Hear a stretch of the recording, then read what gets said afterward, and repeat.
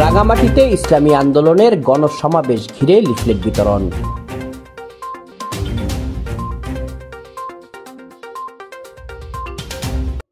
রাঙামাটিতে ইসলামী আন্দোলন বাংলাদেশের গণসমাবেশ সফল করার লক্ষ্যে বৃহস্পতিবার বাদে মাগরিব তবলছড়ি বাজারে রাঙামাটি জেলা সাংগঠনিক সম্পাদক মাওলানা ওমর ফারুকের নেতৃত্বে লিফলেট বিতরণ করা হয়েছে।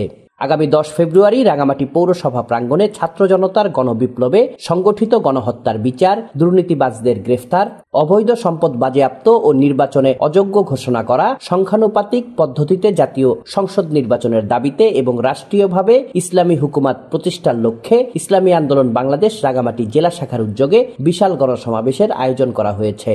এতে প্রধান অতিথি হিসেবে উপস্থিত থাকবেন ইসলামী আন্দোলন বাংলাদেশের সিনিয়র নায়েবে আমির শায়েখে চরমনাই মুফতি সৈয়দ মোহাম্মদ ফয়জুল করিম।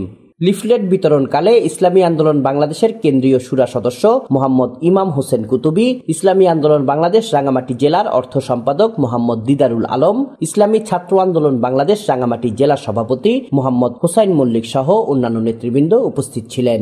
ইসলামী আন্দোলন বাংলাদেশ রাঙামাটি জেলা শাখার উদ্যোগে রাঙামাটি পৌরসভা মাঠে মুফতি সৈয়দ মোহাম্মদ ফয়জুল করিম শায়েখে চরমনাইয়ের আগমন উপলক্ষে এক বিশাল গণসমাবেশের আয়োজন করা হয়েছে।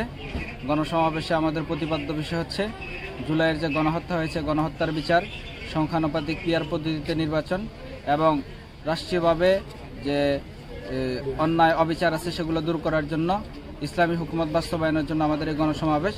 আপনাদের সকলের প্রতি দাওয়াত রইল, আপনারা অবশ্যই উপস্থিত হবেন এবং ইসলামী হুকুমত প্রতিষ্ঠায় সর্বাত্মক সহযোগিতা করবেন।